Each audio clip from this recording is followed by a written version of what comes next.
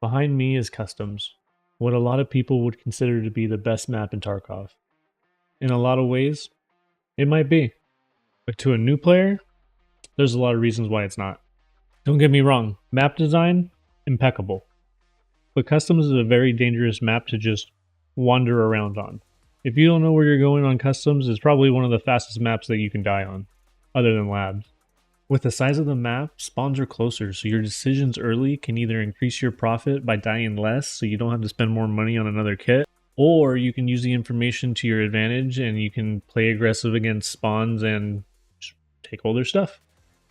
In this video, we're going to talk about Customs. We're going to talk about the different spawn points, we're going to talk about the dangerous areas and when they're the most dangerous, when it's the best time to get quests done, best routes I found to kind of move around the map so that it's easier to get around, and just the dangers of extraction on this map. Before we start, if you like the video, please like, comment, and subscribe. I'm just getting started, but if you guys like the content, I will continue making more. But that's enough of that. Let's hop into Customs. Type of map. When you go to select a map, knowing what type of map you're about to load in on makes a difference. I feel like maps break down into a few categories. They're either PvP, task, or money-making maps. For Customs, while there are safe spawns and a few locations you can make it to early that have decent loot, those locations are often hit fast and making them dangerous and not guaranteed. So for me, I consider Customs a task and PvP map. I don't look to spend a lot of time on Customs unless it's for a task or if it's for late wipe and I'm just looking for some PvP. With Customs, knowing what your objective is so that you can get in quick, get it done, and get out will make the map a lot easier to progress your tasks and make money. Spending too much time in raid can lead to the eventual demise by rotating chads or aggressive player scavs. Player scavs are the worst on this map since it's a little bit smaller of a map. The loot's probably already gone, so most player scavs are pretty much looking for either PMC bodies or for an engagement. Okay, so I've kind of gone back and forth on how I wanted to go over the spawns and where you're in danger and what spawns are what, and it's been really difficult because there's not really one guide you can make for spawns, because spawns aren't 100% the same every single time. They're just not. And I got a lot of people asking me to make a video going over the spawns, and I thought rather than make a video based on the spawns, I thought I would make a kind of video going over the spawns, but more of an explanation on how the spawns work, so that way you can just understand spawns better in general. I was also kind of thinking about how I wanted to kind of display that. The easiest thing that came to mind that was the clearest was me to kind of be on screen and kind of explain. But if you don't like it, just let me know down in the comments and I can get out of here. So just kind of easier, I can grab the screen, I'll have some things pop up like over here and everything. We'll move some stuff around, but just let me know what you think. For example, if you spawn down here in Trailer Park, even though there's spawns that are right next to you, they're not going to spawn in right next to you. That would be absolutely ridiculous. What really happens is it's like every other spawn, every other spawn. If you spawn down here in the bottom and corner of a trailer park, you might get over here by the corner by the water. You might get by the railroad tracks, over here by the road, by the bridge. Typically on the Tarkon's big red side of the map, you get typically 2 to 3 spawns. Really, the big danger here is within the first 5 to 8 minutes. It's pretty looted pretty fast. The PvP that happens there is pretty fast. If you need to head to this side of the map, just kind of do it after 10 minutes and you shouldn't have a problem at all. If you get the Smuggy spawn, you have a clear past the dorms. If you have to get in there to take care of your tasks, if you got to go look for Rashala, it's easier to get in and out. If you want to move into the middle of the map, you don't have to worry about spawns. Same thing with down here. If you spawn by Ruav or if you spawn by a crack house, obviously you have a free hit at crack house if you want to go in and look for the intelligent. Whenever I spawn down here over at the Ruav extract, I usually run across the river and try to take on whoever's over at Big Red, add another gun to the gunfight. Typically by the time I get over here by the railroad tracks, I'm either going to meet whoever's avoiding Big Red right here at the railroad tracks, or when the two teams are engaging at Big Red, I'll usually come from the side and clean up whoever's not expecting me. With over here being a dangerous area, the other dangerous spawn is over by the power station. There are a couple of spawns that are kind of sprinkled out here over on the hill. Typically, you're going to get like 2 spawns over here. So if you get one over here on the hill, you might get one up on the top of the hill, one on the backside, back over here, maybe down by the checkpoint. If I spawn on this side of the map, I kind of like to use this line right here as my sprint angle to kind of get towards these other engagements. If I spawn over here, I'm going to kind of run up along the trains right here so I can try to get angles on see if whoever spawned over here is moving in. And then from there, I'll move across power. I kind of avoid the top of the power just because I don't like to be in the most obvious location. I kind of like to be off to the side. Once I've cleared it, then I'll kind of move in and get what I want. Same thing with down here. A lot of possible spawns, but you can kind of throw old gas in there as well. You're pretty much going to have 3 to 4 spawns in this area, depending on if they how many people are spawning up here. So you might get like an old gas spawn. You might get a inside the warehouse spawn over here inside or outside of the little containers over here, and then probably one over here. Kind of just depends on where everybody moves right off of spawn to depend on how much danger you're in. Just because you get a certain spawn doesn't necessarily mean that you're automatically going to run into an engagement or you're automatically going to be fired upon. Again, if you spawn down here by the trailer park and you have somebody that spawns over here by the railroad tracks, just because you run and skip Big Red and you're going to be exiting, running towards them, if the first thing they do is they want to go and hit the unknown key and they move across the river, well, by them moving away from you off the start and you moving towards them, you're just going to avoid them. Now, if they go to Big Red and you want to go in there and hit safes, or you need to go and do a task, then you're obviously going to meet and you're going to have an engagement. So just because you get a certain spawn doesn't necessarily mean that something's automatically going to happen. It depends what they do, where they're at, what they're here for, and ultimately what you do as well. Danger areas and times. When moving around on customs, whether it's for a task or to make it to a certain part of the map, eventually you need to pass through a hotspot. Knowing when these parts of the map are safe versus when they're at their most dangerous helps make completing certain tasks way easier. If you only have time for 4 to 5 raids a day and 3 of them you died on, how much progress are you really making? I'll answer that for you. The answer is not that much. You're dying a lot, and your goal is to stop dying so much so you can complete some tasks, so you can unlock some better items from traders, then knowing the timing of the map you're on will increase your success instantaneously. If you need to go to Big Red or Trailer Park, you only need to worry about the spawns on that side of the river for the most part. Since it's separate and out of the way, the only reason to go over here is either to PvP the closest spawns at the start of raid, hit Big Red or Trailer Park for tasks, maybe the safe upstairs in Big Red. Other than that, after the opening 5 to 10 minutes of raid, this side of the map is pretty quiet. If you need to head inside and you don't want to die, let the opening, looting, rotation, and PvP happen so that this side of the river will cross, leaving you alone with only the occasional scav spawn to deal with. As you head towards the middle of the map, both Crack House and Stronghold tend to get hit pretty early. There's an intelligence spawn inside Crack, along with some other decent loot that make these areas high priority early. Heading to this location early and hanging out at the start of raid can almost guarantee an engagement. On Crack House, either the back door or the side door by the stairs are going to be left open, letting you know somebody's been through there. Once the doors are open, a lot of people just go around it. Stronghold, I'd say, gets hit pretty early. Depending on the spawns, it can take a minute or two for a team to actually make it there, so there might not be somebody there immediately, but you could get a rotation there after a minute or two, so just keep your eyes open. A lot of times, even into the mid-game, Stronghold will be left unlooted just because a lot of people assume somebody's in there. But it's very easy for the closest spawns to move away from this side of the map, and if they're moving away from it, it's going to take a little bit of time for the other closest spawns to rotate near. I've gone into Stronghold 10-15 minutes into raid and it's been unlooted. Sometimes it's hit early, sometimes it's left unlooted. You just never know what to expect.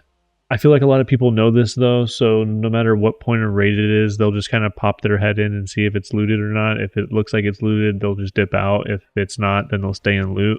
So even if you roll through later in raid and it's unlooted and you stay to loot, there's a good chance you can get a team rolling through in late just like you, just checking to see if it's been looted or not. It's very easy to miss. It's a pretty good spot to fill your bags if you have some empty slots that you need to get filled before you get out of raid. If Stronghold is unlooted, it'll definitely fill your bags. Just the longer you're here, the bigger chance you're going to run into an engagement. Taking up the last two spots in the middle of the map are Construction. This is the area where Pocket Watch is located, and Skeleton, which is right next to it, which is mainly a rotation area. The main use for this area is for the Pocket Watch task or as a connector to the top side of the map by the road and the lower side of the map behind the wall. Because it is a popular rotation spot, it can be pretty dangerous early as people are trying to make it to where they need to go on the map. Try making your time spent in these areas as brief as possible. If you need to do Pocket Watch and don't have one of the close spawns to sprint off rip, then let everyone move around and move towards unlocking the door when it's safer to do so. Usually if you don't have the closest spawn to whatever task you want to do, spending time looting away from your task and then moving in when it's less dangerous can increase your survivability by a ton. Last but not least, we have dorms. What left is there to be said about dorms that hasn't already been said? And yeah, we didn't talk about down here on the bottom side of the map or New Gas. We had already talked about the kind of power station up here on the hill. And these other locations are pretty much all the same, pretty much all raid long. So if you play your spawn, a lot of these locations are dangerous early based upon where you spawn, but become much safer as the raid goes on. But back to dorms. With dorms, there is a bunch of reasons players could be heading there. There are a number of tasks that take place at dorms through the early, mid, and late game.